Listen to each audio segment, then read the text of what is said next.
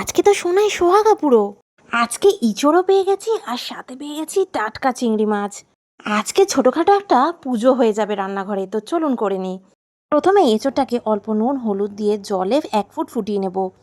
সেদ্ধ করা জলটা এবার ফেলে দিয়েছি। এবার সেই কড়াইতে অল্প তেল দিয়ে আলুগুলোকে ভেজে নিচ্ছি অল্প নুন আর হলুদ দিয়ে।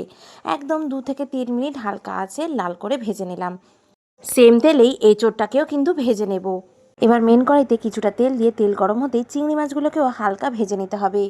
হালকা ভাজা হয়ে গেল, এবারেই তুলে নেব।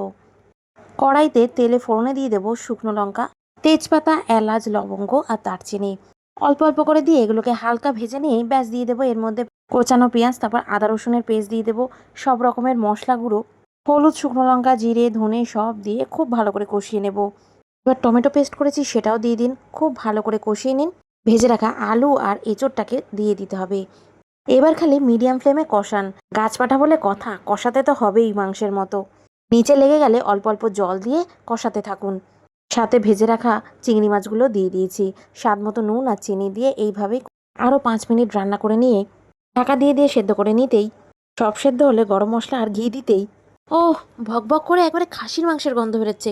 গরম ভাতে মেখে মুখে মুখে পুরুন।